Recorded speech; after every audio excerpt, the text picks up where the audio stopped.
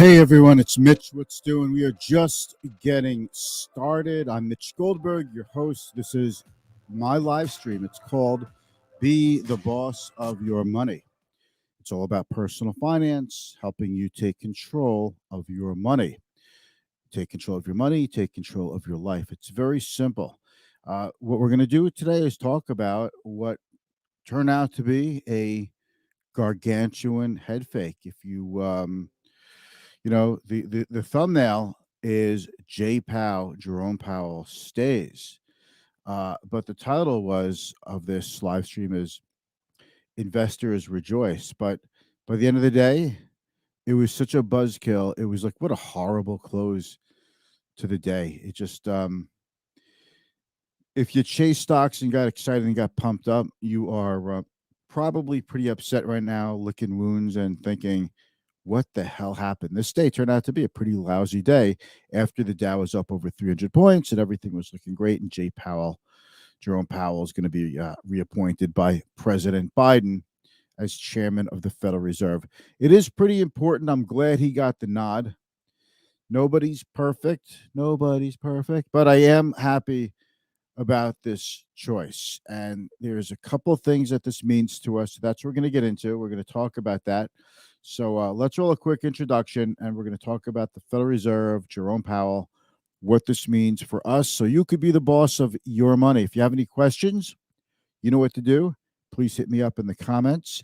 Words of wisdom, words of encouragement are always appreciated. You're watching Be the Boss of Your Money. Thank you. Here we go.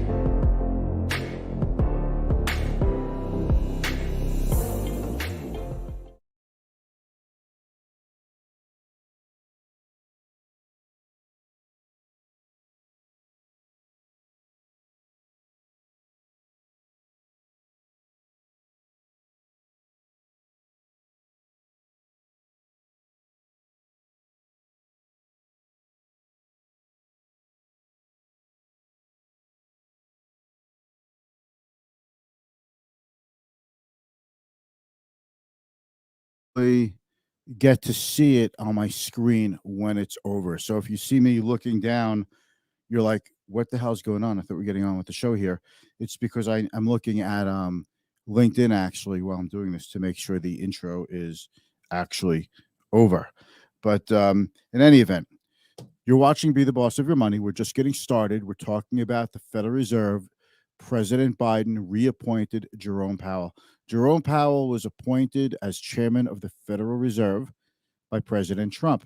He was originally appointed to the Federal Reserve Board of Governors by President Obama. President Trump decided to elevate him to the chairmanship of the Federal Reserve. And he is credited by a lot of people for keeping the Federal Reserve independent. Now, you know that there was a lot of political pressure on Jerome Powell to not necessarily be an independent Fed chairman, but to act in a way that benefits the incumbent. Powell resisted. He took a lot of heat, took a lot of flack, took a lot of insults. But he stayed the course. And what he saw as his goal, his mandate, his job was to help guide the U.S. economy through the pandemic, something that nobody alive has ever seen before. It's just such an unusual, crazy, wacky time. I know we talk about this, in private with friends, in public all the time. This is such a weird time to be alive, but it's also a really good time to be alive. There's a lot of good things going on today also. So that is one of the reasons that President Biden says that he credits Jerome Powell for being independent, maintaining the independence of the Federal Reserve, which I think is critically important. The Federal Reserve, must be independent. Should not kowtow or change that to help someone else with their political agenda. So, in any event, he's reappointed. He has to go through a vote, but it should be pretty clear sailing.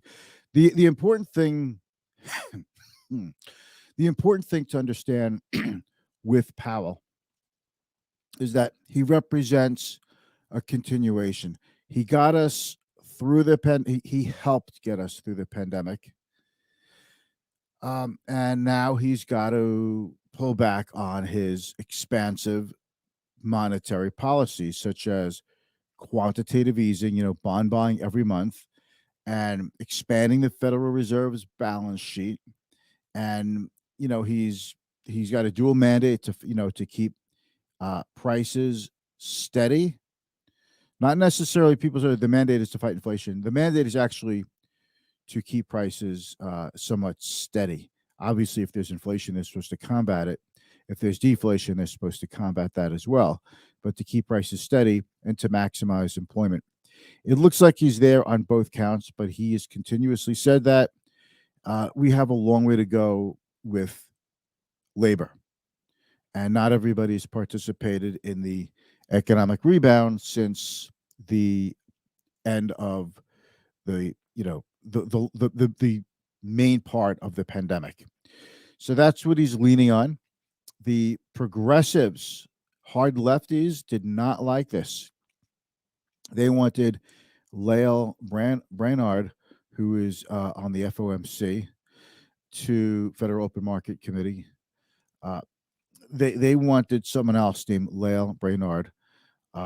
They wanted her to be chairman of the Fed because they would have expected her to be much tougher on big banks. Bank stocks, as a result, rallied because she did not get the nod. A lot of people thought she would get the nod just because she was not a Trump appointee. But Powell, I think, rose above the noise and said, it's not who appointed you. It's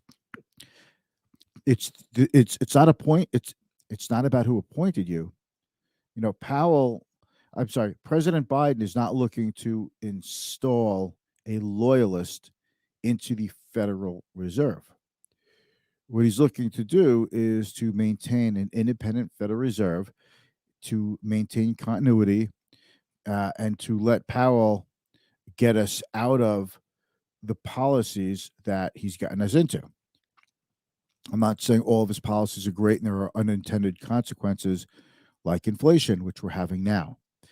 Now, Janet Yellen, the former Federal Reserve chairperson, who's now Treasury Secretary Yellen, has said that she also sees why and how inflation could be transient.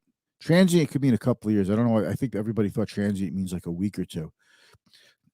It doesn't mean a week or two. But some parts of inflation, like the cost of labor, I don't think is transient. But other parts are the parts that are affected by supply chain issues. So that's what's going on. Biden does have an ace up his sleeve. He could relax or do away with a lot of the Chinese goods tariffs, and that would be a pretty big boost for consumers and for business, for trade. And that could be a good thing. And the market might rejoice in that. In any event, the big news today, all right, is Biden picks Jerome Powell to lead the Fed for a second term as the U.S. battles COVID and inflation. And so that's what we're talking about. Let me make this a little bigger so you could see it on your screen. Okay, so that's the big news, and that's pretty much the big news for the week. There's going to be a lot of data coming out on Wednesday, durable goods and other important economic factors, but that's what we're going to see. Okay, we've got a question here from Michael Holtman. And hey, Mike, how are you? Nice to see you. And I got your message, by the way. And it's funny when you sent me that message, I was actually talking to Mike about that on the phone when you sent me that message. So we're all on the same page. So anyway, let me get to Mike's point or question here. It seems to me that Powell being reappointed means that easy money is here to stay for the near to midterm future. The bond market seems concerned by the fact that spilling over to the Nasdaq. I get you. Um, we'll take a look at how yields did across the spectrum, but I want to look at the 10-year yield in a moment. I think if Lael Brainard was appointed, she was actually expected to be more dovish than Powell. Powell is going to end the quantitative easing, his bond buying program, by next June, and he did say that we could accelerate the taper if we need to. So, we'll see. One of the things we covered last week was something about the Baltic Dry Shipping Index, which is an index that measures the cost to measure goods around the world by sea. And that index, it's dropped by half in the last couple of weeks. And there are signs that some of the supply chain issues are loosening up, but it's not going to happen overnight. It's not going to be an event. It's going to be a process. You won't notice it over a week or two, but over a couple of months, you'll see progress. It's going to be a very painstaking, slow process, but it'll happen. So, good point. So, let's take a look at how markets did. Let's pop up screen 4 here, camera 4. All right. So, the Dow, which was up over 300 points, was only up 17, barely up today. That is such a horrible close. It just does not bode well for tomorrow's open, by the way. That's the way it works. Nasdaq was down over 200 points, down over 1.25%. And the S&P was off a little after being up. The S&P, by the way, the S&P 500 hit an intraday record. And just so we all know, you cannot invest directly into an index, but you could invest in a security that tracks or mimics an index. There is a difference. So just want to let you know, you can't invest in the S&P 500, but you could invest in an index that mimics it. Okay. Gold off 45. You see, if people were really worried that Powell was going to be so incredibly, what's the word I'm looking for? So incredibly dovish. If people were worried that Powell is going to really stoke up even more inflation, I think gold would have been up. Oil was up 38 cents the barrel, but it's down from the 80s, like what, 84? So it's just so many mixed messages right now. And, the key is not to try to force a conclusion from a mixed message. That's not what we want to do. Like we have to force a message so that we can react to something when we're not even sure what we are reacting to. So I counsel patience. Let's see what happens this week. This is the last year Thanksgiving. Nobody moved around. This is 2 years. People are finally getting out to see family and friends on Thanksgiving. It's a slow week. We talked about this on a show last week. I think I said Wednesday or Thursday last week that it looks like Thanksgiving started this week. I said that last week because it is so unbelievably slow moving out there, so unbelievably quiet. Markets are quiet. There's just not a whole hell of a lot going on. That's one of the reasons why I think stocks had such a weird end to the day after being so ebullient earlier in the day, by the way. Just that there's no volume, no major follow through, and rallies just petered out. No offense to anybody named Peter. Okay, no offense to anybody named Peter. Hey, that calls for a laugh track. All right, it's not really a laugh track, but you get it. Okay, so let's go back to camera 1. All right, hey, camera 1. I love moving my cameras around. So while you're watching this, folks, if you would give it a thumbs up or a heart or a wow reaction or applause or something, celebrate depending on which platform you are watching this from. This way I'll see who's out there and I'll know if I'm on the right track. And if you have any questions, you know what to do. Hit me up in the comments below and I will see the comments and I'll show them on the screen. So let's get back to screen 4 to here. Pop myself up here. So oil was barely up after getting crushed the last 2 weeks. The 10-year Treasury was up barely. It was 163. No great shakes. The VIX had a little bit of a spike up 1.26, up 7%. That's a good amount. It's almost 20. Remember what I always say? You see the VIX at 20, stocks sell off. You see the VIX stand at 20, stocks hold up. We need to get to like 15 for stocks to really move, but here that's what's going on. Russell 2000 was off 0.5%. The Russell 2000 has been has been selling off for a bit now. Okay, and let's take a look at crypto. So Bitcoin continues its sell-off. It hit $68,000, and it's been backing over ever since, down almost 6% today. Almost the entire crypto complex. Ethereum down 7%. Ethereum looks like it's about to go under 4,000 again. What else do we have here?